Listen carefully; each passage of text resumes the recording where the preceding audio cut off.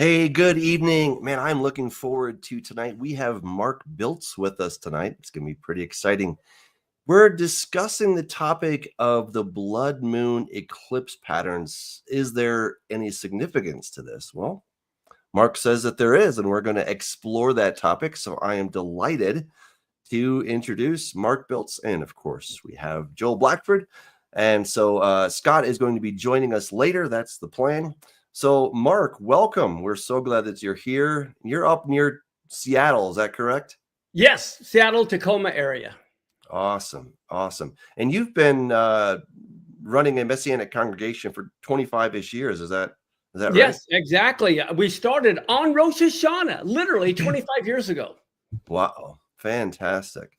What has been your experience? Have you seen a lot more people come to this kind of understanding over the years, or have people been receptive to it? Phenomenally accepted to it. Phenomenally, yes. We're really weird, though. We have maybe 10 different languages that are spoken when people come on the Shabbat. We have Russians, Ukrainians, Chinese, South Koreans, Hispanics, and we literally translate live into several languages to people in the room so they can understand it. And then we have every denomination. Oh my goodness, we have a dozen denominations of people who come on the Shabbat, and then they have their own church they go to on Sunday. Wow, that's fantastic. Wow. Well, I discovered you about 10 to 12 years ago. I had a buddy that was very much into your stuff, and so he got me excited about it. I started checking it out. I looked at the blood moons and everything, and so I'm excited to hear your perspective on this. So tell us, why are the blood moons significant, and what do they portend for the future? Great question. I know a lot of people were poo-pooing them, but that's because they were reading other people's material who were forecasting things that I never said would happen. And then people were claiming I said that, and I never said it at all. But the reason they are so significant, most of Christianity today is on the wrong calendar. They on a solar-only calendar. Of course, Islam is on a lunar-only calendar. But in Genesis 1:14, God said, when he created the sun, the moon, and the stars, he said, let them, plural, be for, number one, signs. What kind of a sign? Think of this. That was the number one reason God created them. Wasn't for light and heat. He says for signs, for heaven's sake. Well, that's an eclipse. And the nicest thing about eclipses, no false prophet can manipulate them. Every nation from every tongue understands them. And then the English is horrible when it says for seasons, days, and years. This is referring to Shemitah years, Jubilee years. The festivals like Passover and Sukkot are only on a full moon. And then they had their month based on the new moon. You can only have a solar eclipse on a new moon. You can only have a lunar eclipse on the full moon, which is why God set them up that way. Interesting. So you said that God didn't create the sun, moon, and stars for light. I mean, that seems a little... No, I've said he obviously did. He obviously did. He said not the moon for light. Lights. But the point is, the number one reason was for signs. Look at Genesis 1:14. Well, what do you mean the number one reason? I mean, that can't be true. I mean, that's what it says. Look at Genesis 1:14. The first thing he says is for signs. Now, here's the other thing. Don't. Yes. When you realize it all has to do with the biblical calendar, he created the calendar 2 days before he created man. The sun and the moon and the stars were on the fourth day, which means he's in charge. He wanted to make sure we had a calendar ready before he even created us, which shows us how important it is. And so we're supposed to know the times and seasons. How can you know the times and seasons if you're on the wrong calendar? That's the problem. Gotcha. Interesting. Okay. As a matter of fact, in 1 Thessalonians 5, it says you're not in darkness, and that day will overtake you as a thief. And he says, because you know the times and seasons. I mean, to be fair, Genesis 1:14 does say that they'll be for lights. So, well, that's what I'm saying. But it reads out I didn't say they wouldn't be for lights. I didn't say they would be for lights. I said his number one reason was for signs. Well, I disagree with that. I mean, I think that's just, I don't know why you're suggesting. I'm just saying that in Genesis 1:14. Let me go sure. there. It's for a calendar. Fine. I'll go to. It's Otot. It's Moedim, or whatever one of those. So the festivals, days, Yomim. That, but yeah, he said. I mean, obviously we had to have light and heat. I mean, that's pretty obvious. Well, but I just think it's fascinating that what he says in Genesis 1:14, he says, "Let them be for lights in the firmament," obviously, and then. It says to divide the day from the night and let them be for signs, seasons, days, and years. So obviously they were for light. But after that, he says the number one thing is for signals. That's what it means. Kind of like one if by land, two if by sea. Sure. Sure. Okay. So clearly God is establishing a calendar. There's no doubt about that. Right. Exactly. All right. Yeah. So go on. I'm just saying the number one reason for the lights. I didn't say he didn't create light. The sun and the moon are lights. So the number one reason for the lights, it says, is signs. Okay. We're good with that. Okay, Doug, do you want to pop up the first slide? Sure. So Mark has a translation that's out, and he says that this doesn't really read the way it's supposed to read. I always thought it was the moon was full, and so basically, let's make love till the morning. We'll enjoy making love. My husband isn't home. He's gone on a long trip. He took a bag of money with him, and won't be back until the moon is new. This is Rosh Hashanah, right, Mark? With exactly. In this translation that says full. One translation says at the time appointed, which is at least a little bit closer, but the Hebrew word is kaseh, and it means hidden. And so the translations are just horrible in English. He's going to come back on Rosh Hashanah, or the new moon. Now, what's fascinating is when you read that whole chapter, you hear about a harlot. That's the harlot of Revelation. And the other thing that you find is this. He says he's gone on a long journey. In the Gospels, there's a parable about the man who went on the long journey and took a bag of money with him, and then he comes back to see how everybody did with their talents or money he gave. There's also, besides that, you have a parable in the gospel, also in the Gospels, where not only did he take a bag of money with him, but you're going to see that she is totally enticing him away. Let me see. It said the good man is not at home. Well, there's a parable about the good man of the house who paid different amounts to different people depending on how long they worked. So this is a direct parable to the parables in the Gospels where Yeshua is the good man who's not at home. He took a bag of money with him, and he's gone on a long journey. And guess what? He's going to come back on Rosh Hashanah. That's what this is referring to. But we don't want to be the Revelation 18 whore. Well, you know what, though? But here's the thing. There's a big difference in biblical Hebrew between a whore and a prostitute. Zona. Okay, Yeah, a prostitute does it for the money. A zona, a whore, does it to convert you to their pagan god. Ooh. And so now you got to look at Revelation. Is it a prostitute? Is that the correct translation, or is it a whore? I'm just my saying Hebrew there's so much that's missed when you don't know the Hebrew. Okay.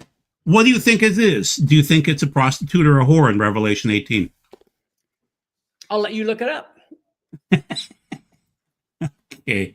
It'll take a second. So how about if I look it up, but let's continue on with the conversations because I just got this Hebrew book. So anyway, the main thing is, Doug, if you could pop up the next slide. So Mark, there's a history of blood moon eclipses and tetrads. So what's a tetrad, Mark? A tetrad is 4 total lunar eclipses in a row. Now, let me give you math.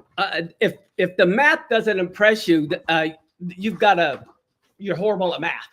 Okay, when it comes to statistics, according to NASA, they have 10,000 eclipses listed over 5,000 years, even to 1,000 years in the future, because it is all math.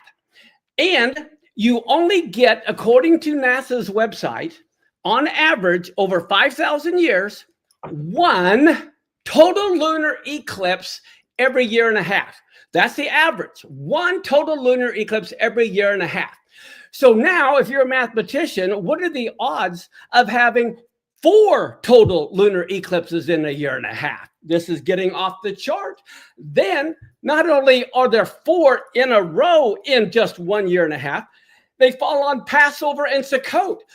Passover and Sukkot. Oh my goodness. Now the statistics are going off the roof. But wait, there's more. Not only that, you find historical events happening around Israel, and they're the ones who are supposed to be able to see the signs, like the sons of Issachar, who are supposed to know, have an understanding of the times. So the odds of having 4 total lunar eclipses in a row is off the charts. But what most people don't know, not only were there 4 total lunar eclipses, there were solar eclipses, and you're only supposed to get one of those every year and a half, but there were 4 solar eclipses. There was one on Rosh Hashanah, Nisan 1. Rosh Hashanah, Nisan 1. Okay, so now add all these statistics together. Not only are there 4 blood moons in a year and a half falling on Passover, Sukkot, you have 4 solar eclipses falling on Nisan 1, Tishri 1, Nisan 1, Tishri 1. You can't tell me that that is not God trying to speak. So do you think God, significant events happening in Israel? So do you think that God literally kind of forces events to hit that timing, like smack dab? This is the timing that I want you to hit. Get it done. Of course. Absolutely. Okay. So what happened in 2014 and 2015? Well, here you have an astronomically mathematical event took place. Okay. Now, the time it's only happened like 8 times in 2,000 years. The last time it happened was 1967. Anything happened in 1967? Wait. Hello, you have the 6-day war. But even more than that, God was signaling it means war. But guess what? This was actually a warning.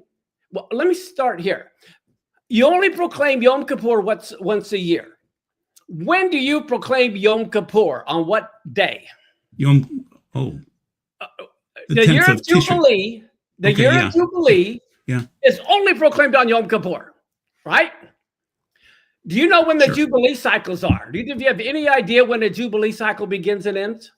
I thought I knew, but I don't know. No, it's simple. It is math simple. You know what a Shemitah year is if the Hebrew year is divisible by 7. Wow. Guess what? You know what a Jubilee year is if the Hebrew year is divisible by 49. The next year's a Jubilee year. Well, guess what? The year of Jubilee started on Yom Kippur of 1973. So the Yom Kippur War literally started on the first day of the year of Jubilee. The 2014-2015 blood moons was a warning of the next 7 years. In 2023, the Iron Swords War happened exactly on the last day of the year of Jubilee. So here you have the year of Jubilee, 73, 2023, 50 years apart, bookended with wars. They are. There were warnings of what was coming at the end of that Jubilee year. Plus, look at what's happened over the last 7 years anyway. But they were talking, I think they talk about war coming, which is what we had. And but the big event was the Iron Swords War. The last day of that same year of Jubilee that began with the war, ended with the war. Did you see that coming before it happened? Or are you seeing that now? As a matter of fact, in my book, America at War 2024, that I wrote in 2023, I wrote down that Iran would attack Israel in April of 2024. And that's exactly what happened. And that was based on Daniel chapter 10. In the book, I forecasted that war. I forecasted we would see terrorist attacks on our soil in the U.S. in 2024, which we did in New Orleans and Las Vegas. And then I forecasted this year, we are going to see civil riots all over the place, like what's going to happen this weekend. Here it is Father's Day, but they are planning over riots in over 1,500 cities this weekend. It's Flag They're Day. not planning riots. They're planning. Well, okay. Well, King Trump, they, right? yeah. Well, I've seen. There'll be peaceful riots. Oh, they'll be peaceful. Where They're I not see riots, guys. They're not riots, they've delivered pallets of bricks. Maybe they're going to build a tower. How do you know this? How do you know? Because we've seen the pictures. And but now who produced the pictures? All I know is let's just see what happens on Saturday. Yeah, let's just watch it, Doug. You guys are making claims about bricks. Well, where are you getting this? I got it from my son, so I don't know where he got it from. We just have, Doug, this is all fresh information, but they just caught the guy that delivered all the masks to the protesters so that they would have military-grade masks. This is all over the news. They're catching the people who are bringing the bricks. But on top I've seen the bricks, Doug. I live near Minneapolis. I've seen bricks too. I own some bricks, but it doesn't mean I'm going to throw bricks at people, guys. No. I agree. This is so. But it's also Trump's birthday. It's Flag Day. It's the 250th anniversary of Flag Day. It's also Trump's birthday, and he also has a military parade, and they can't. Which we've never had before. Like that's what dictators do. I'm just saying, so Mark, riots this weekend. They're protesting because he wants to be the king. That's the issue. It's not. I know. C'est la vie. Riots. All I'm saying is there will be protests.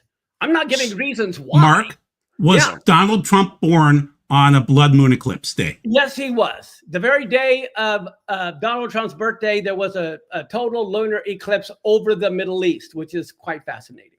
Especially now.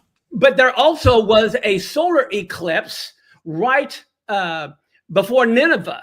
According to NASA, there was a big solar eclipse like 2 months before, John arrived, which is fascinating. But then we also have, in my book, America War, the reason why I said we're going to have wars, and I forecasted wars over the next several years, it's because of how the eclipses fall last year, this year, and next year. So you're talking about the Purim eclipses? Well, yes. As a matter of fact, we've had solar eclipses. Again, we're having them on Nisan 1 and Tishri 1. And we're having lunar eclipses on Purim, which is all about Amalek. Okay. And then Elul 15 in the month of repentance. These are 2 years in a row. Mark, I'm sorry, but that's your 20th slide on my list, and Doug won't let us go that deep into the slides. But Doug, please pop up the slides for a moment just so we can kind of show the historicity of this. So basically, some people are saying that about the time of Noah's flood, there was a tetrad. And then when Israel entered Egypt, it seems like there was a tetrad. Then it seems logical, and if it was 415 or 1447, that there was a tetrad, because I can prove that in the next slide. Tetrad occurred when Jacob died, supposedly. Tetrad when David became king, also Solomon, supposedly. 168 BCE, Hanukkah. It looks like there was a tetrad during that year. Any comments on any of these, Mark? Well, I think what's fascinating is if you go to 70 AD, I don't know if you have that one, when the temple was... not. Okay, let's get a load of this. In 70 AD, the temple was destroyed, we know, on the 9th of Av. Yeah. But prior to that, there was a lunar eclipse on Sukkot, followed by a solar eclipse on Nisan 1, followed by a lunar eclipse on Passover. Then the temple was destroyed.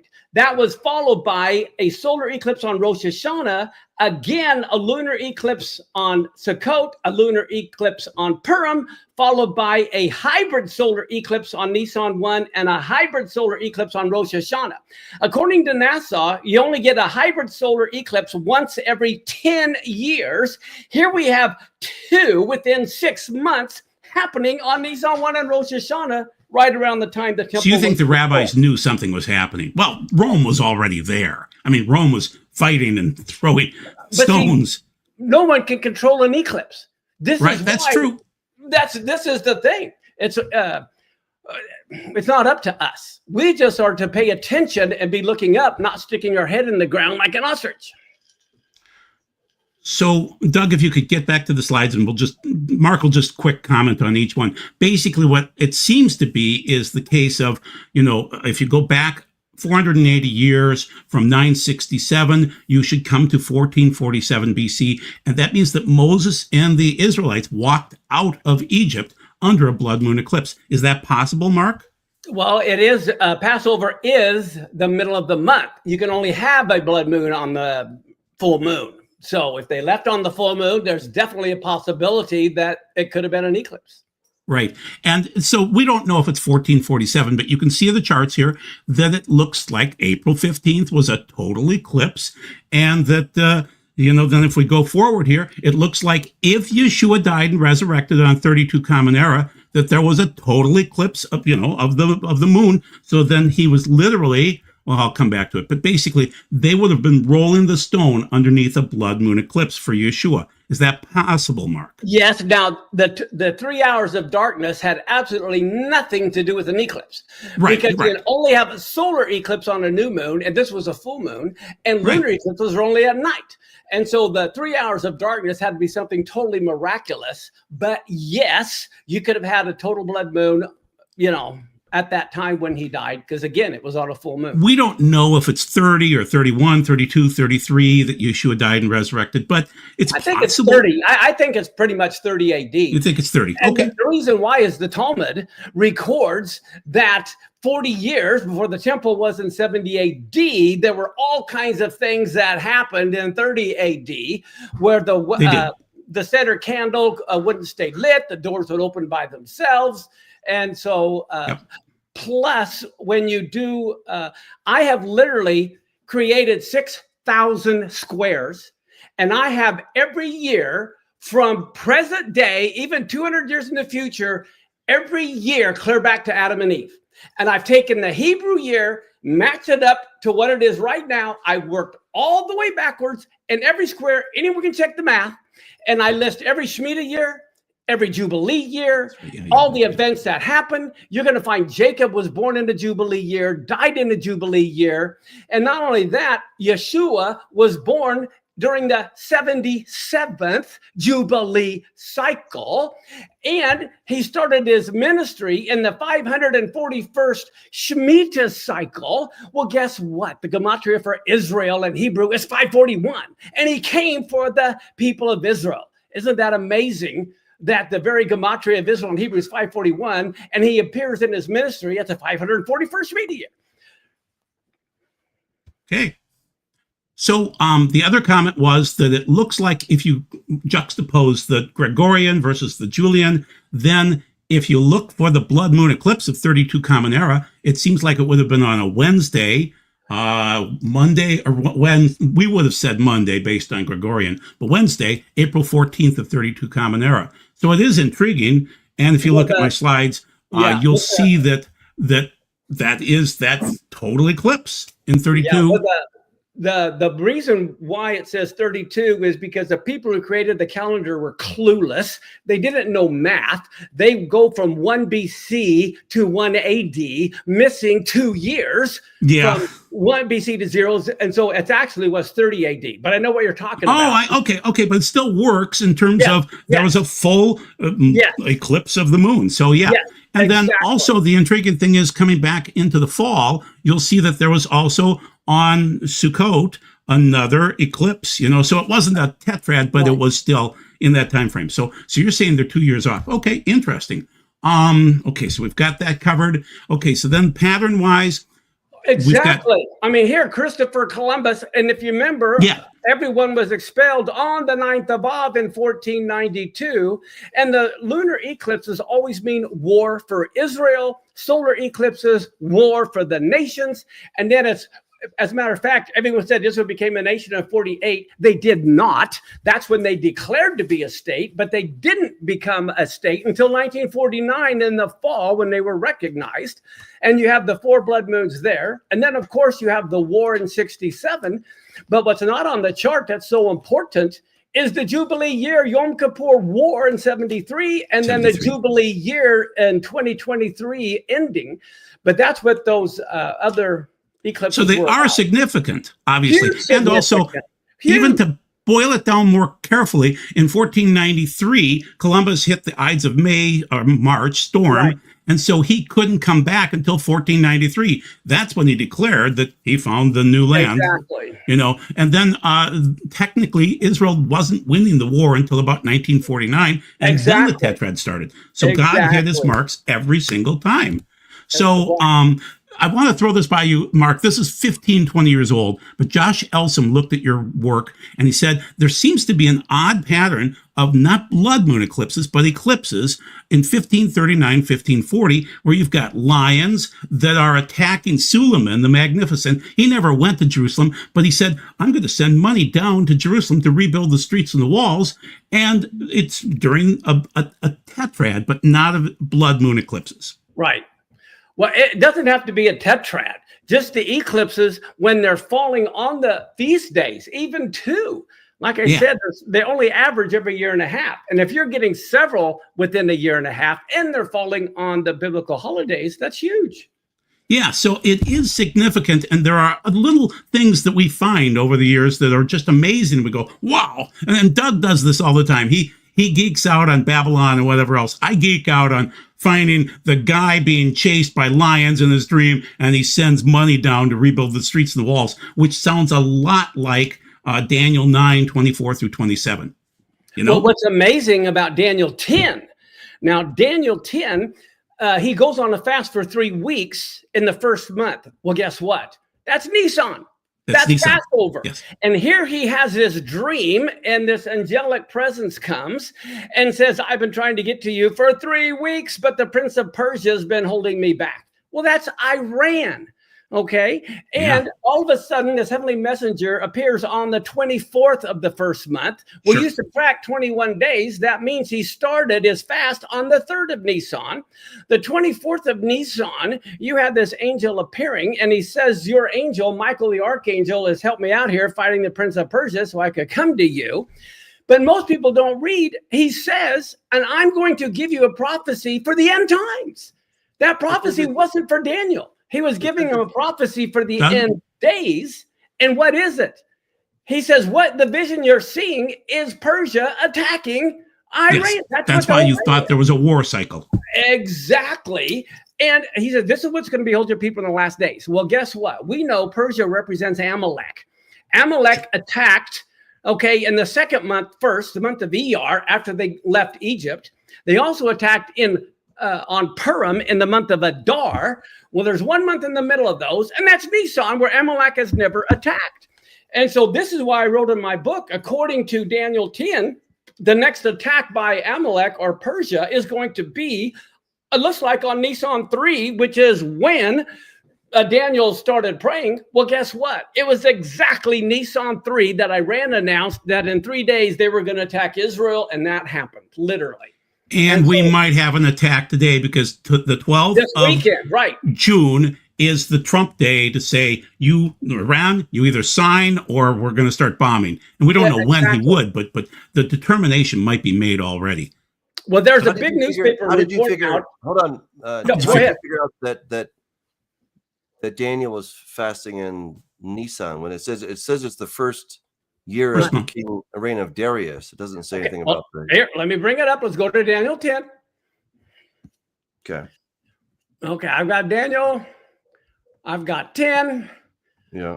Okay, and if you look in verse 2, he says, in those days I was mourning for 3 full weeks. I didn't eat any flesh. And then he says, and then the 24th day of the first month, bingo, that's Passover. You subtract 3 weeks. That's Nisan 3. Is there anything Torah-wise significant about the 3rd of Nisan? Well, the whole month of Nisan is huge. I mean, even Sodom and Gomorrah was destroyed at Passover. I would assume so, yeah. Yeah. That it seems to be, when you understand God's patterns, it really looks like that. Plus, they say Isaac was born on Passover, and which is quite fascinating. And then, of course, he was about to be offered up on Rosh Hashanah. But God ties every biblical event to the holidays. Okay. Doug, if you could pop the slides up again, please. So, Mark, we've got other tetrads coming up in 2032 and 2033. Any comments about those? Well, get a load of this. Okay. How many of you, do you guys believe the prophet Daniel was Jewish? Yeah. Okay, well, guess what? We all hear about Daniel's 70 weeks, and we all understand those weeks are years. They're Shemitah cycles. Well, most Christians don't understand. They go, see, the 7-year tribulation is coming. Well, guess what? They don't know of any idea when it could start. It could start tomorrow as far as they're concerned. Wrong. Totally clueless. Daniel was Jewish. The whole reason they went into Babylon was because they hadn't been keeping the 7th year of the Shemitah cycle for 490 years, which is why they went into Babylon for 70 years, so the land could rest. There'd be an economic reset. Well, guess what? That means the tribulation has to begin the first day of a new Shemitah cycle. It can't begin any day, any month, because Daniel was Jewish. So now we have to look at the biblical calendar that I promote to see when the next Shemitah cycle begins.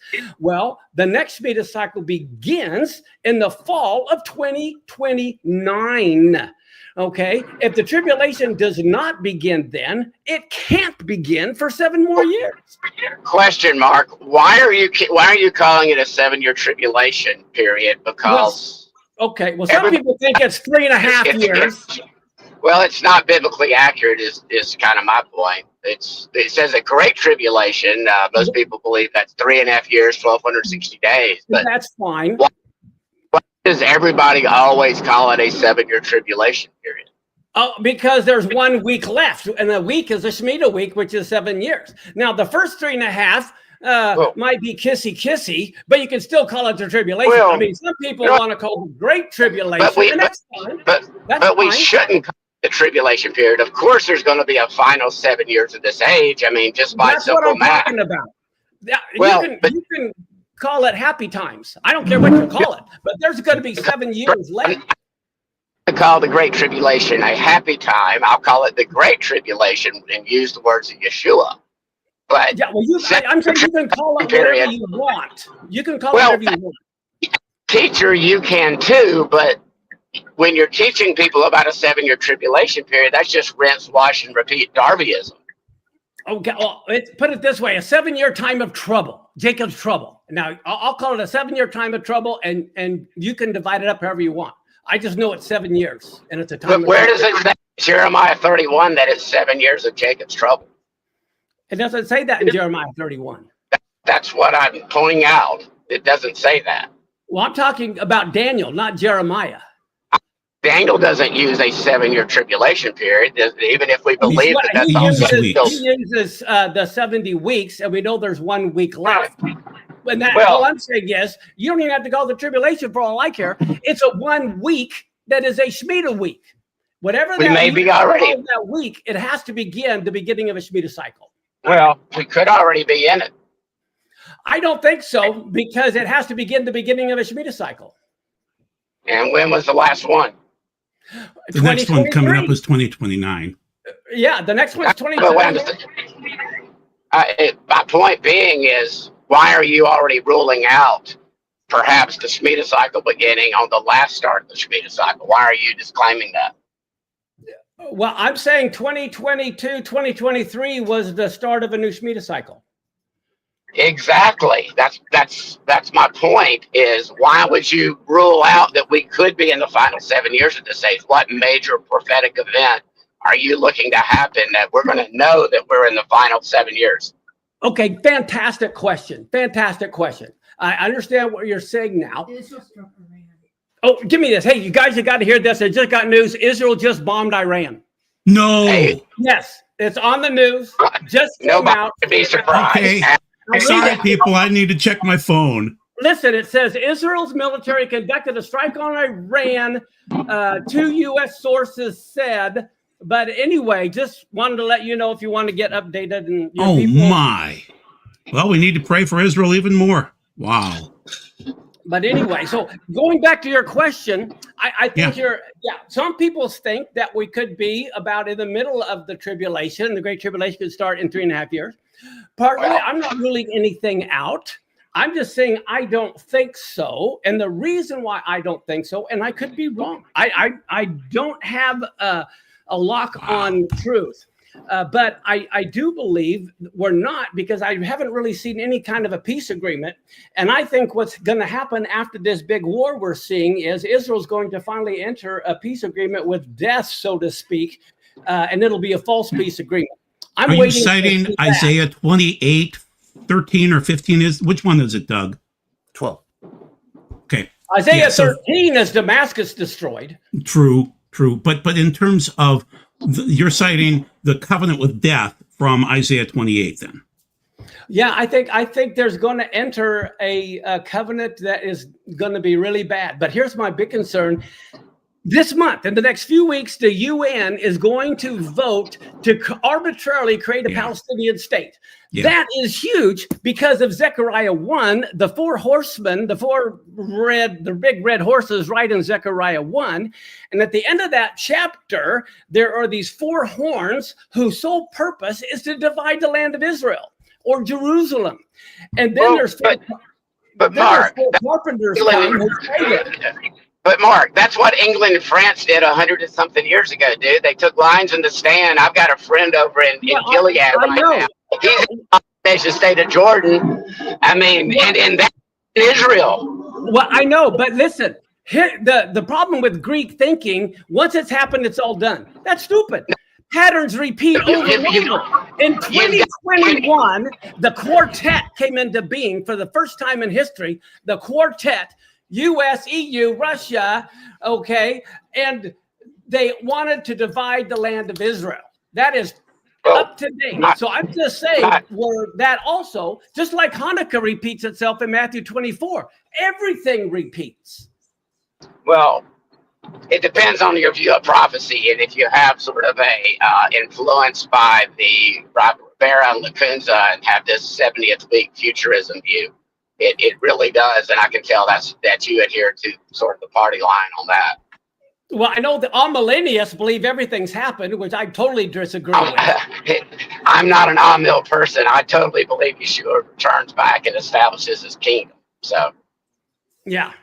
Well, okay, Doug, if you could pop the slides back up. Anything.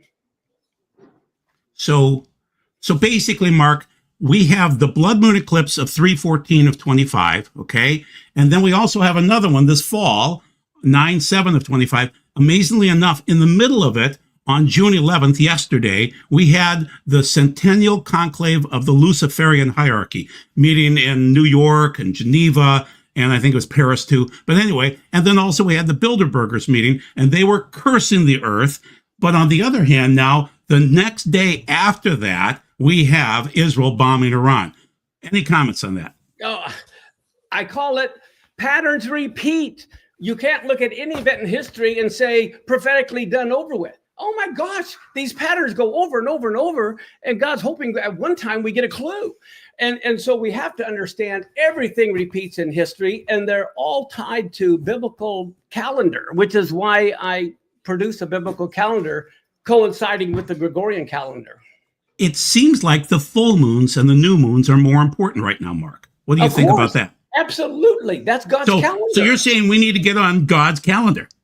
So there's not hardly any Christians that keep the festivals. They're not on God's calendar. If you're on God's, how would you like to be a day late to boarding Noah's Ark? All right. Well, I tell you what, now is the time they have to get on God's calendar. That's why Easter is a month before Passover sometime, for heaven's sake. They're gonna not know the times and seasons. They're gonna miss a lot of things because they're not on his calendar. Okay, so Doug, if you could pop up the next slide. We've got eclipses coming, blood moon eclipses coming up, 3/14. We already had that. Then 9/7 again. Then 3/3 of 26. We'll have one next year, and that's another Purim. And then 12/31 of 28, and then 6/26 of 29, and then we skip all the way out to 32 and 33 for what I think is a tetrad. And Mark, you seem to agree. So it's just interesting. These are signs, aren't they, Mark? God said he created them, number one, for sign. Yes, he created lights first. Those were the lights, the sun and the moon. But he said the number one reason why he created those lights was for signs. Either you have to not believe God and call him a liar, or that he didn't know what he was talking about, or you have to follow him. And so for this year alone, we had the blood moon eclipse of March 14th, and then we had the full moon of Passover coming up the next month, April 13th, and then the full moon of May 12th was when Trump went to the Middle East to start bringing the Abraham Accords to fruition, and maybe discussing the Temple Mount. We don't know that.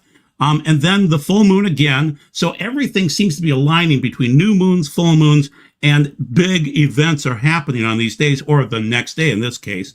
So basically, what? Yeah. What's important, if you see railroad signs flashing, that doesn't mean the train is there. It means the train is coming. And I never have I said anything was going to happen on the day of an eclipse. Never. Everybody else does. I've never said anything happens on the day of the eclipse. I say they are like flashing train signals warning you trouble is coming.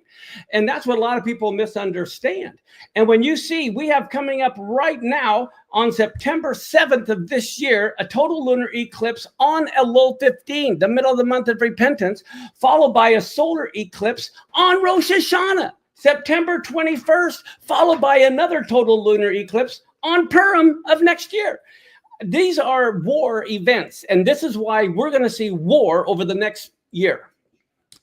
Okay, Doug, pop it back up. And so basically on June 14th, which is just Saturday, a couple of days after the full moon, on Sabbath, our Sabbath, yes, they're going to say in America, we don't do kings, and they're going to be, whatever they're going to be doing, they're going to be assembling, you know? Yep. And so it doesn't look good, people, you know, because LA has had problems, Chicago has problems. There could be more problems. You never know. Well, you can tell this is not a grassroots event. This is being set up. It's being organized. There's hands, and they're right now at the White House are trying to find out who is in charge of this. And I can tell you right now, these will not be peaceful. But not only that, if I was an Iranian terrorist cell, I would start blowing things up in the middle of these protests, because it'd be easier to decide if they were the American protesters or if they were Iranian terrorists or some of these other cells. And Mark, that's why when I was talking to my friend Doug today, do not go down to downtown Denver and participate in this nonsense. Yeah, don't. Oh, you got to stay. Well, this Shabbat, we'll be in our service in the morning. Now, we're West Coast. We have about, 50 cities here doing it, but everyone's going to pretty much stay. Of course, our services are live streamed. Everyone can stay home in their jammies and watch if they're concerned. Isaiah 26, 19, and 20. Go into your prayer room and sit there and pray. Yeah. So this is only a few hours old, guys, and this slide is worthless now because Trump said the deadline will be June 12th. It was. And so we thought they June might 13th attack in the Middle East. Yeah. I mean, it's just shocking how fast. The news cycle right now is Friday the 13th in the occult world is pretty big, Joel. Oh, I forgot about that. This is a Friday the 13th. And it's Father's Day. Well, that's nice too. So, Mark, who's this Mark Biltz guy? Doug, pop up the slide, please. So this is the America at War series, Sons of Light, Sons of Darkness. We seem to be fighting that war right now. And so, according to the Sweden Herald, from today's news, I believe it was, 2024 sees highest global conflict levels since 1946, post-World War II. So what do you think, Mark? Well, what I think is amazing, when you look at the total solar eclipses, there's only been like 9 over the United States since we became a nation 200 years ago. They all happened during wartime. One of them happened during the Revolutionary War, one during the Civil War, one during the Vietnam War. I'm telling you, we've had these solar eclipses over the last year and this year, which is why I said we're going to see America at war. I think it'll be both internally, like we're going to see coming up this weekend, but I believe we're going to have terror cells blowing themselves up, and I believe we may see China attack Taiwan. So, Doug, if you could pop up the slide. Mark, you've already discussed this, but we'll give you another shot at it. This is your slide. You created it. 1973, 2023. Mark, please describe it. Well, here you see 1973 was the first day of the Yom Kippur War, and you can only claim Yom Kippur you can only claim the year of Jubilee, on Yom Kippur. And that was the first day of the Jubilee cycle. And then you go to 2023, the closing day. October 8th was the closing day of the festival of the year of Jubilee. Come on. These are not accidents. These are telling you God is in control. Okay. It's hard to argue with that, Mark. I mean, obviously God has given us messages. He's saying that this is important. So get on God's calendar. That's what it comes down to, because I'm not creating these things. Here's the 70 AD, and those hybrid solar eclipses 6 months apart, they only happen once every 10 years. Come on. So all I say is God said he created them for signs. We see they are always happening as signs around what's happening in Israel. So I am no prophet. I am more of an astronomer, mathematics, scientist guy, and I take that and I tie the Bible to it, and it blows me away. That's why I believe in God. So basically, this was 69 and 70 Common Era when the temple fell, and you're saying, look at the cycles, the patterns, right? Exactly. I mean, the reason why people say the eclipses don't matter is because there's like 10,000 eclipses. But I'm not saying a stupid eclipse, not in a biblical month that's important, that happens around the Arctic Circle. Who cares? I'm talking only about specific eclipses that happen on the biblical holidays in the pattern when they're multiplied. And then you actually see historically things happen. So I just look at just like they do on like forensics files or whatever, they try to find the pattern of the bad guy. I stalk God, okay? I'm a God stalker. I try to find his patterns, and when I see them, I just tell people, and they can put it in their pipe and smoke it like they want. Okay, Doug, pop it back up again. So Mark, I'd like you to comment on this. This is basically comparing the tribes to these patterns and how they'll have banners. So this is from, what date was this? September 28th. So it's about a year ago, but yeah. Yeah. Back in 2023, I was talking about this. Yeah. Now, I see Rachel and Leah as the solar eclipses, and I see Bilhah and Zilpah as the lunar eclipses. And if you'll notice, Nisan 1, basically, this is the tribe of Judah. Okay, they always go first. And so that's Leah. And then Tishri 1, Ephraim, that is going to be Rachel. So you have Leah, Rachel, back and forth. But then with the moon's lunar eclipses, here you have Gad and Naphtali. That's incredible.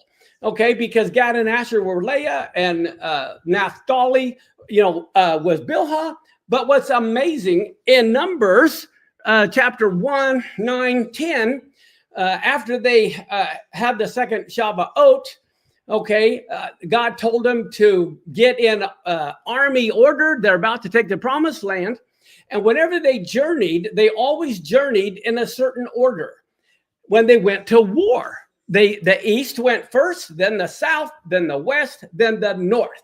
And you are going to find, when you look at this order, Judah always went first. And then Gad, who was Zilpah's kid, was the last one of Leah's and her handmaid kids, and they would hand it off to Ephraim. That's Rachel's kids.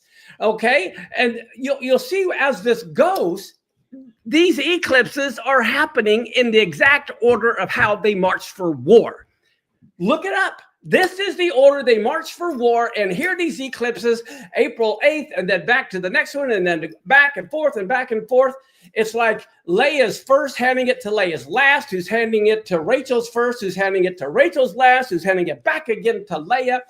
And so 2 years in a row, these war cycles are literally happening in the same order as the tribes march to war to take the promised land. Now, come on. What are those odds? It is interesting. I mean, he made a good point with this. And then I'll read off to the right-hand side. You are as beautiful as Tirzah, my love, as lovely as Jerusalem, but formidable as an army marching under banners. Turn your eyes away from me because I'm saying Gog, maybe I'm wrong, overwhelm me. Your hair is like a flock of goats streaming down Gilead. Any comments about that? Yeah, it's an army with banners. Oh my gosh. Here you have the tribal banners. I'm telling you, we are so there at the coming of the Messiah. So we're close to seeing the tribes marching, maybe the 144,000, something like that, Mark? Yeah, could be. Could be. Believe it or not, I always jokingly say I'm a nonprofit ministry, and I mean that in more than one ways. I don't. We are a nonprofit, 501c3, but I don't ever claim to be a prophet. All I claim to do is show patterns, and then tell people to look at the patterns, and they can take whatever they want to take, but don't ignore the pattern. But Mark, you're certainly a prophet in that you call people to repentance, correct? Oh yeah, absolutely. I mean, it's the primary role of the prophets that were sent to Israel and to Judah. I mean, yeah, you don't have to be a future protector. Right, he's a forth teller. So, Doug, I sure appreciate you. I sure appreciate you there behind the steering wheel. You're that I see. Well, you are a prophet. You're just not saying that you're a future teller, saying "Thus saith Yah." So no, I'll never say that. It'll be more like "Thus saith I think," maybe, possibly. or like, this is my current understanding, and I may correct it tomorrow and tell me that, hey, yesterday you were a moron. Yeah, hey, I might even correct myself in 10 minutes. Exactly. Okay. So, Doug, pop up the next one. The Purim eclipses, 3 in a row. Now, the first one was not blood moon, but the next two, and we've got one more coming. Mark, any thoughts about that? I think it was a penumbral is what it's called. Okay. So any thoughts on this pattern? Absolutely. This is why I think we were going to see a war between Iran and Israel. That's what it is. That's Amalek. Now, I don't know if you know, but in Hebrew, Amalek means a nation who chops off heads. Okay, that is exactly what they did on October 7th. And we know God has a war with Amalek in every generation. And God was telling us, like last generation was Hitler, we are right now in the very battle of Amalek that will happen in this 100 years. And I believe this is the last battle God will have with Amalek before he returns. Hound and harass Amalek, right? Or, Amalek. Yeah, right. And Amalek attacked first. In ER, then the next time at Adar, and this time it's in Nisan. And it says in Kings, spring is the time when nations go to war. So, Mark, I'm sorry, we covered this about an hour ago, but this is when you said Daniel 10 was about Daniel's fast beginning, and then the angel appears.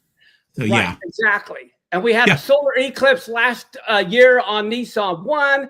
And then at Passover, we also had the sign in the heavens with the comet. I mean, come on. God said the sun, moon, and the stars are the heavenlies. And we are in the midst. Of course. Oh, my goodness. Wow. You're always free to. I give all my PowerPoints away, and so everyone. Well, I'm citing you. You're cited on each one, Mark. I love what you do. You can always cite me. You can always use my stuff. We give everything away. Yeah. Because our thing is, we want people to know. We want the church to wake up. But that slide looks like what's coming this weekend. People amassing. Exactly. Yeah. That's what I said. We're going to have political riots. I believe we're going to due to anti-Semitism. Do you know why all these college campuses are having these anti-Semitic problems? Most people don't know. The largest publisher of college textbooks is Pearson Publishing out of the United Kingdom, and they're owned by Qatar. Qatar has been the largest Muslim Brotherhood promoter, hater of America. They buy everybody. It's always about the money. And Pearson Publishing has been publishing not only our college textbooks, but our high school textbooks, and they're owned by Qatar. This is why all the anti-Semitism, and they pay for the professors. Yes. Any thoughts on the 7-year time frame between the solar eclipses from 2017 to 2024, and then also the one between that made an Aleph and the Tav? Any comments about that, Mark, at all? Well, one of the amazing things about the one that went through Houston, the April 8th, 2024, well, actually it went through what's called the Texas Triangle. The largest amount of human trafficking takes place in that triangle. Okay. And there was a city called Nineveh, I believe, that it went through. Yes. But I really believe, again, nothing happened, but I never said anything was going to happen on those days. I'm saying, like the flashing lights of a train, we're going to see over the next year, 2 years, all kinds of hell break loose. And that's what we're seeing right now. Okay. And you're basing that off Daniel 10, and I see your numbers in not Daniel just 10. Daniel 10, but all the patterns of the eclipses. Those mean war. Solar eclipses refer to nations, and the lunar eclipses to Israel. And we are in the middle of all of that. And plus, I believe, now again, this is my personal opinion. I could be completely wrong, but I believe the tribulation is going to start in the fall of 2029. And these are those wars that are going to happen right beforehand. Because the reason why is people don't repent in the good times. People only repent during war. Now, Mark, again, when you say tribulation, are you talking about tribulation or the? Let me finish my question. Or are you talking about the final 7 years of this age? No, I think that these wars that are coming are precursors to the final week. But my okay. So again, when you say tribulation, you're looking at it being 7 years. A time of trouble. Maybe I should never use tribulation. I'll say Jacob's trouble. Well, I mean, there's obviously a final 7 years of period, no matter what you believe about Daniel 9:27. Exactly. We can agree on that. The final 7 years is going to start in the fall of 29. Well, Mark, I think we could have started already, and the only big sign I'm looking for, because I think everything is getting set up, is the abomination of desolation. And that could happen. That could happen next Passover.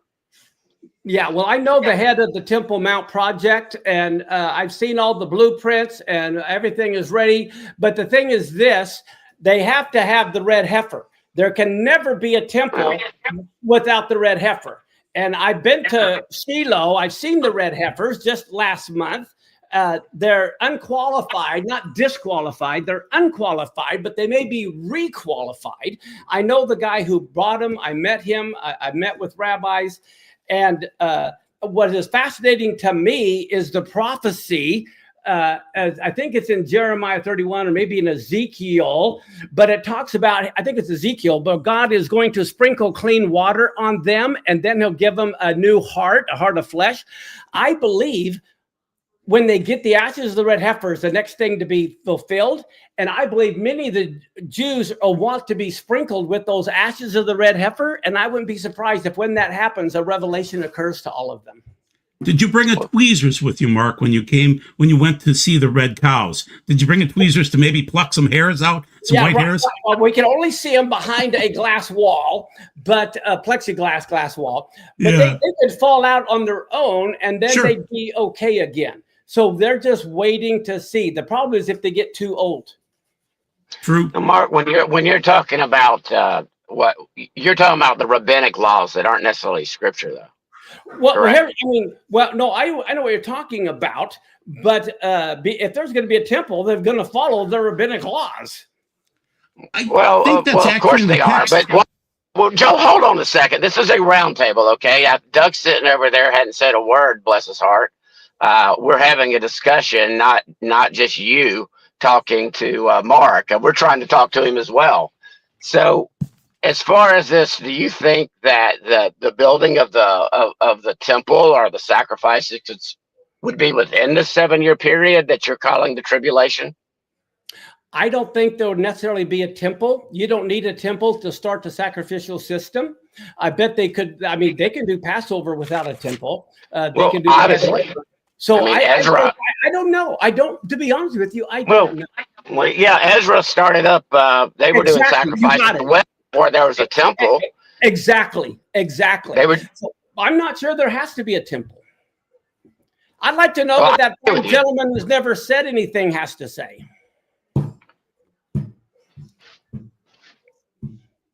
So the text says, a cow, completely red cow, it is without blemish, and upon which a yoke has not yet come. So that's complete.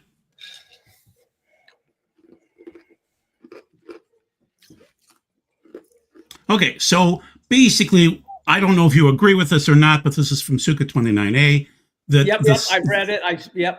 The Gentiles tend to work off the solars calendar. They do.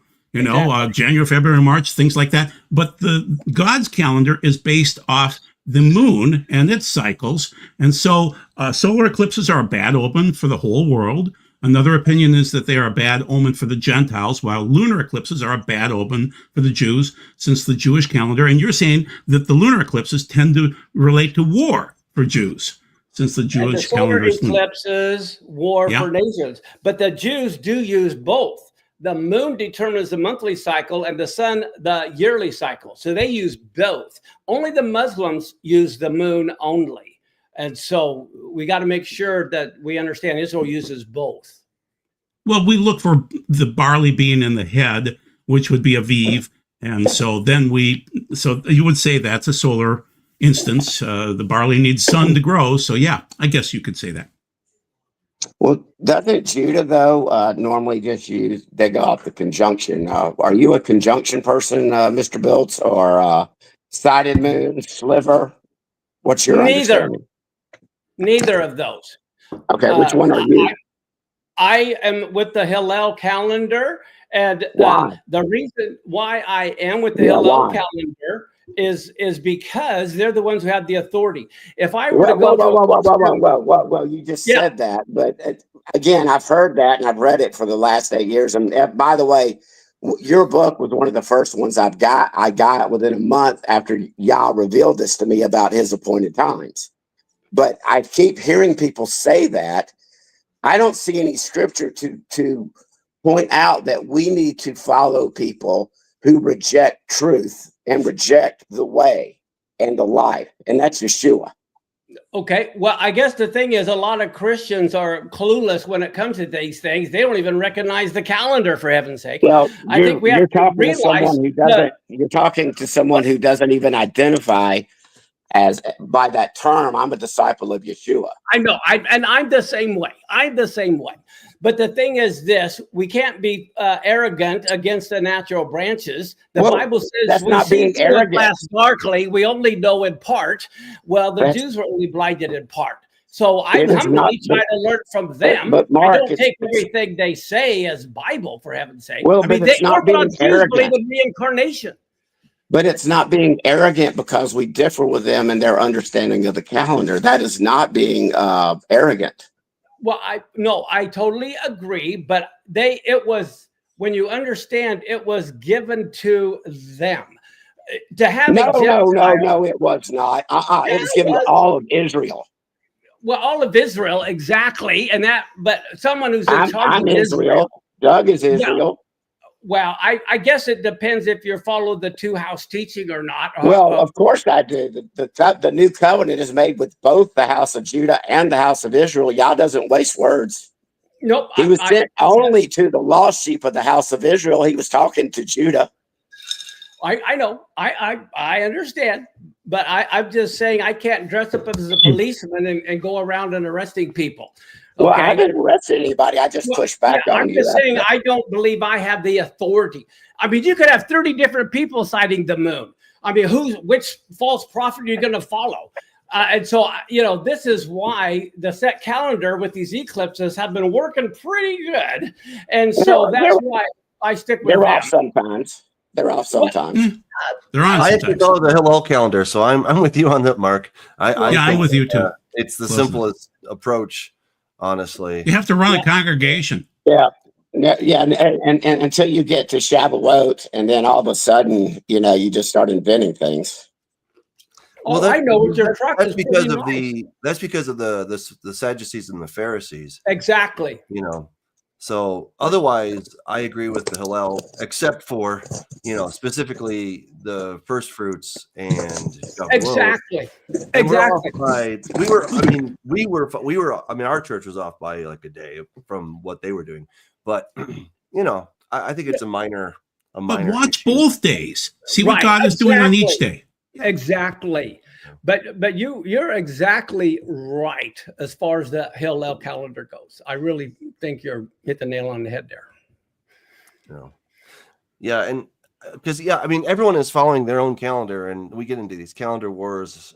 I know. Also, the name of God. There's you got to stay out of the ditch, and too many people jump in the ditch when it comes to the sacred name movement. You mean like flat Earth? Or the barley croppers, the flat Earths.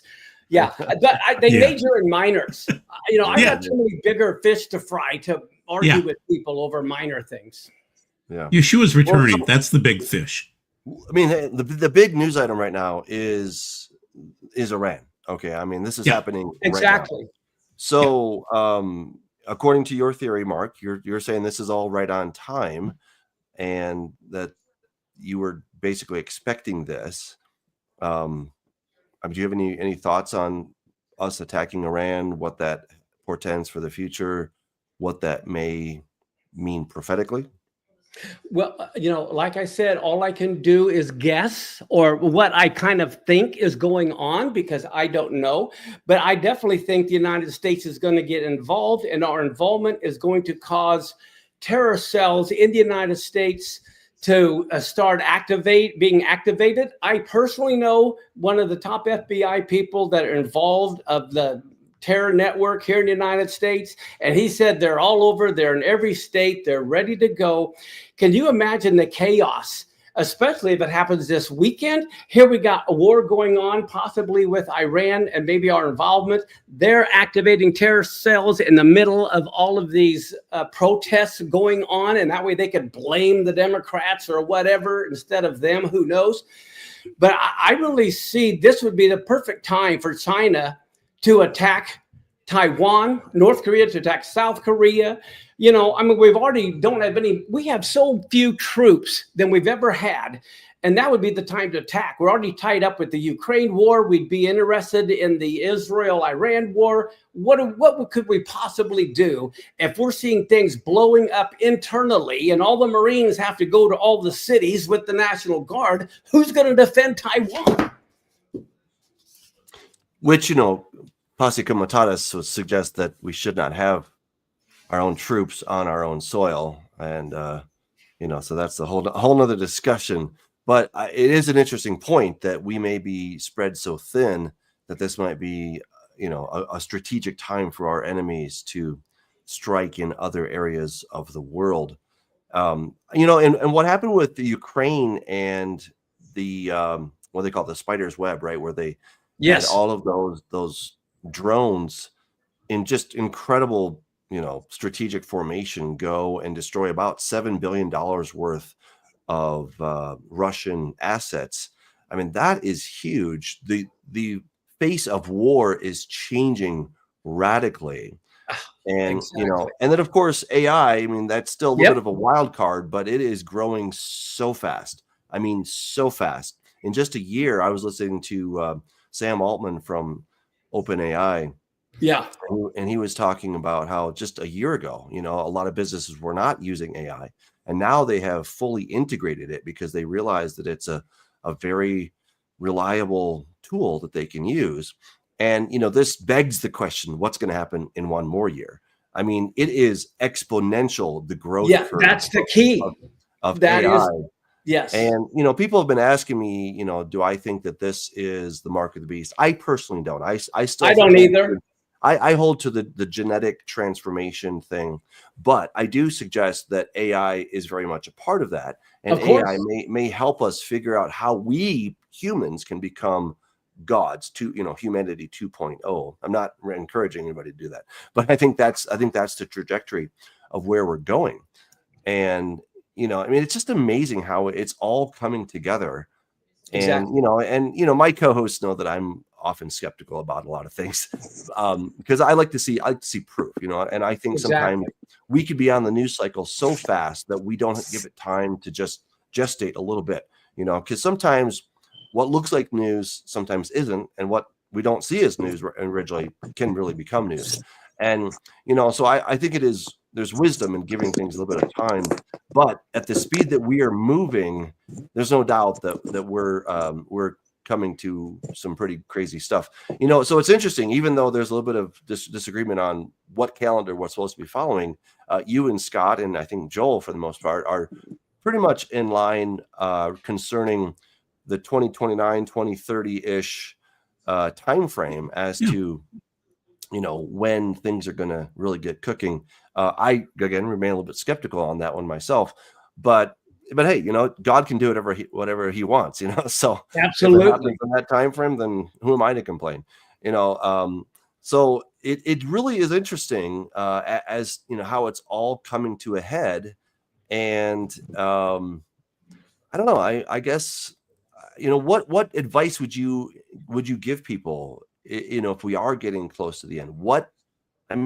Some people are like, well, you should buy all these different things and hunker down. Personally, I don't know if that's really I don't the think best so. response. But what can we do as believers in Yeshua, in Jesus, whatever you guys want to call yourselves, Christians, followers of Messiah, whatever. But, we're following the King, Yep. So as followers of the King, what can we do, not to preserve our own life, but how can we spread the goodness? How can we be a blessing? How can we be light and salt in this world if we really are getting that close? What steps would you recommend? Well, for me, it's never about me. It's always about what you're saying, helping others. I don't have a lot of stuff stored up. And if I did, it'd be to give away, not to keep for myself. Okay, so for me, it's about drawing close, Corbin, drawing close to God. That was what is so important. And then the other thing is, if you love people, you'll want to warn them. If you look at Sodom and Gomorrah, it says is in the days of Lot and in the days of Noah, so will it be in the coming of the Son of Man. Well, guess what? Noah knew when it was going to rain. Lot was clueless because he represents the assimilated church. But Abraham knew when Sodom was going to be attacked. Okay, and that's where we need to be like Abraham and interceding and going out and warning people. It says in Hebrew concerning Lot that when he warned his relatives, they thought he was joking. It's like someone trying to jokingly say there's a fire somewhere. Well, you can tell if they're joking or if they're serious, typically. Sometimes you can't. But the point is, we have to be serious in warning people that Messiah is coming, but we have to show love. We can't, argue. It's not about arguing. I don't have time to argue with people. For me, either they see it or they don't. I don't argue with the deaf person over a piece of music. I don't argue art, over with a blind person. I'm not here to argue. I'm here to help. And if someone doesn't want it, I move on. But I think the most important thing for everyone is to draw close to God. And that's where it's at. And if you draw close to him, you're going to want to find his kids that have been lost. And that is done. You draw closer to Yah by repenting and returning to his way, as you've been teaching. Again, Mark, I know I've pushed back on you some, but I really respect your work. I really respect you as a teacher and as a person. Your first book, I forget what it was, about the blood moons and God's. I think it was called God's Calendar. I still have that. I have God's date timer, and I also had the blood moons. God's date timer right here. That's probably that. Yep. I think after I bought Zola Levitt's book, I bought your book and a few others, and then I started studying. Now I no longer will follow Judah and the not rabbis. I'm just not going to follow them. But at the same point in time, I do understand why many fellowships do. I understand your arguments and why you do. So again, this isn't personal. This is just I understand. I never take anything personal. Well, me and you are brothers from another mother, then. So yeah, life's too short. Exactly. Yeah. Joel, did you have anything else in your slides that you wanted to cover? Nope. Other than one weird thing, Mark. Christians need to get on God's calendar. So Let's show the book one more time here, And so, but I'm saying that the pagans, the witches, they are on God's calendar in terms of the full moons. They're meeting, as of yesterday, and they seem to be. Why do the pagans and the witches understand God's calendar better than Christians? Because the children of this world are wiser than the children of light, it says. And the thing is, the devil's always a copycat. You have astrology, and then you have biblical astronomy.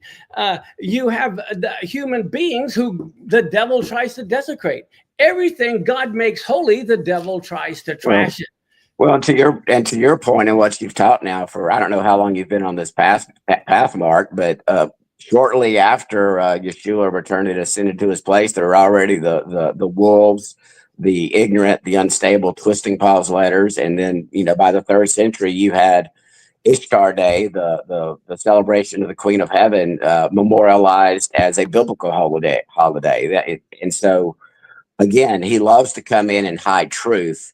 Yep. And Israel's always done this. And I wouldn't call myself two house. I would call my house singular olive tree. All who are grafted into that olive tree are Israel, regardless of whether they're natural branch or the wild olive branches of Ephraim becoming the fullness of the Gentiles. But it's really about doing it his way, following his truth. And again, it's not through the Roman Catholic Church and their holidays or the daughters and the protesting daughters who still follow mama. They do. It's just we need to teach them to repent. If there are no ears to hear, as you said, Mark, if there are no ears to hear, I don't sit there and beat my head against the wall. Absolutely. If there's ears to hear, and more, are you seeing this, Mark, that there are more and more that are having ears to hear about Shabbat and about his biblical holy days, and about even about the abominations they put into their body? I'm seeing it. Yep. And so if people have questions about the feast of the Lord, well, yeah, okay, go to.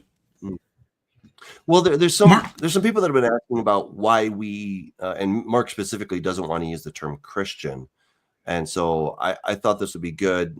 One person is suggesting that we Messianics are ashamed to use Romans 1:16, that I'm not ashamed of the gospel of Jesus Christ. I'm totally not ashamed of the gospel. I just think Christians have been misrepresenting it. Now, I'm a believer in Yeshua, but I'll be teaching about this tomorrow or Saturday, at our service, why the Jews don't believe in Jesus. Yeah. And this will tell people why I don't like to use the term Christian. It's because it's very offensive to the Jewish people. And for me, I use the term early first century believers or first century believers. That's what I use. And Mark, to your point, we're not going to make Judah, those who love the Torah, even with all their extra add-ons and everything, we're not going to make them jealous by following the Roman calendar and the Roman pagan Jesus that eats ham and sewer rat and puppies and dogs. We're just not going. That is not going to make Judah jealous. What's going to make them jealous, I believe, and I did a teaching on this or a discussion, is when we honor the Shabbat, when we honor his holy days. It doesn't mean that I am going to practice Judaism. Right. It just means I'm going to practice Bible. And so that's why I personally, because all the baggage that comes with the religion of Christianity, that's why I say I'm a disciple of Yeshua. We're to make disciples of Yeshua, not converts to Christianity. Yeah. Let me just add on to that, because it does use the word Christian in 1 Peter.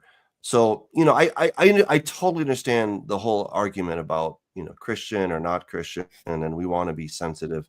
I think it depends on who you're talking to, who your audience is. Exactly. When I'm hanging out with your average Sunday people, I use the term Christian because I love Jesus. I love Jesus Christ. I'm happy. It's about relationship, Jesus. Right? I love to say Yeshua, and this is where sometimes in our Hebrew roots Messianic circles we can get a little bit snippety about we have to say it in Hebrew, and most of these people don't even know Hebrew.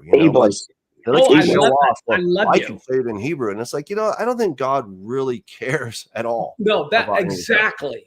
I just want to communicate. I want to communicate well with the person I'm talking to. Yeah, exactly. And so when I was in Israel, I often said Mishiachi, but of course nobody had any clue what I was talking about. If I said the word Notzri, then they're like, "Oh, you're Catholic," Right. But now it's funny because now there are Hebrew rooters that are into saying I'm a Notzrim, and I'm like, well, first of all, that is a plural. It's just people are using stuff that they really don't have any clue what they're talking about. Exactly. And we're thinking like these are talismans or magical charms. Exactly. We say it in the right language, then suddenly we're going to get these special brownie Oh my points. gosh, I love you. And it's just like, let's just be real people. Let's just be real. Let's not be pretentious. And, it's okay. We can say things in English and Greek and whatever, and in Hebrew. And the point is to love the person that we're talking exactly. to. And Doug, and to your point, and Mark, to your point, when I'm talking to a Christian brothers and sisters that no doubt have placed their faith, they've applied the blood of the Lamb, I will call them the feast of Jesus because they look at me funny. Like, what are you talking about? And I'm like, yeah, well, did not God create his appointed times, his feast on day 4? They're all Trinitarian, so they believe Jesus is God. They believe John 1, Hebrews 1, Colossians 1. And so when I call them the Feast of Jesus, because they've all been taught they're Jewish feasts. I mean, I grew up in it. And I was just a prophecy geek, Mark. And that's why when I was studying these Jewish feasts. And then I found out, like, literally a few hours a day later, these aren't Jewish. These are the feasts of the Lord. These are Yah's feasts. Yeah. I guess for me, the thing is, I totally agree with what you were saying, because I have a fantastic relationship with Orthodox rabbis, because we don't call ourselves Messianic, number one. I also have a fantastic relationship with Christians.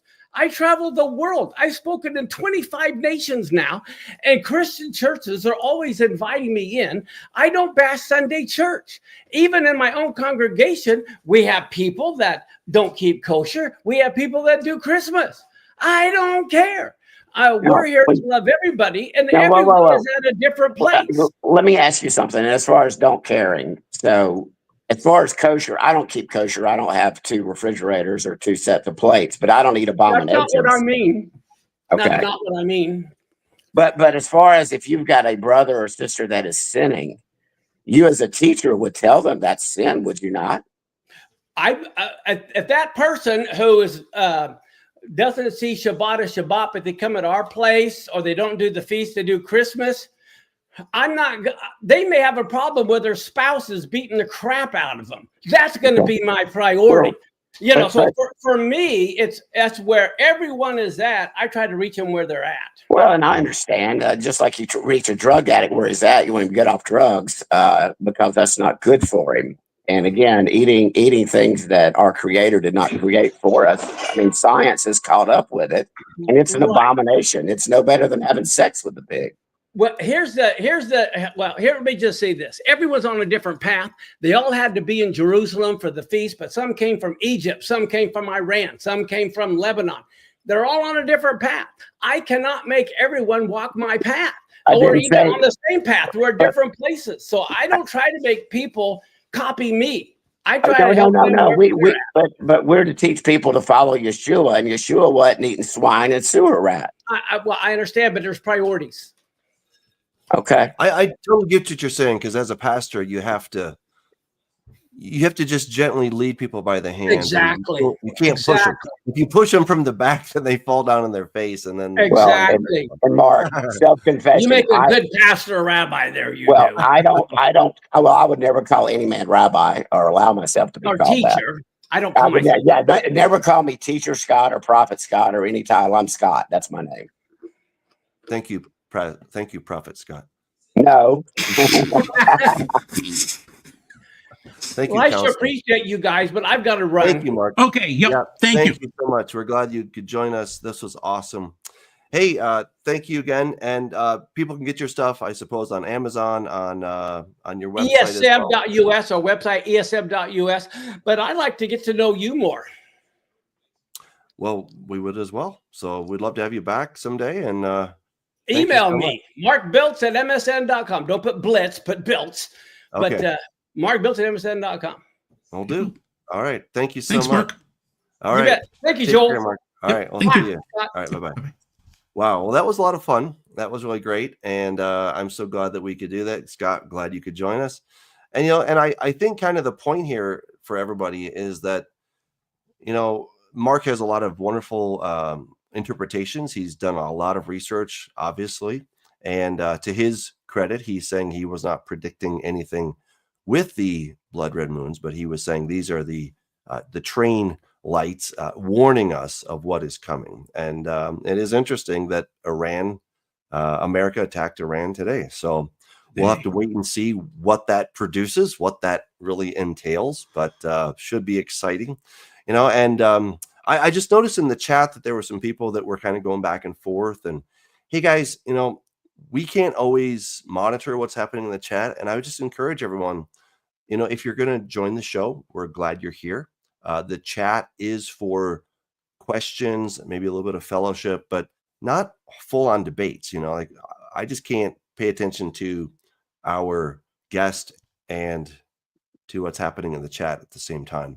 So I'd encourage you guys to, just take care of that yourselves, and let's keep our eyes on the Lord. We divide over so many things.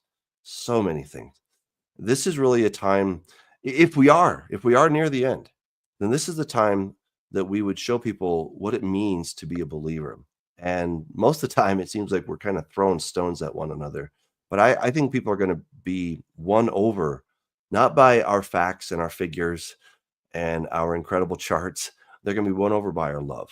That's what's going to really stick. So let's make sure that we do that. We love studying prophecy. It's a lot of interesting stuff.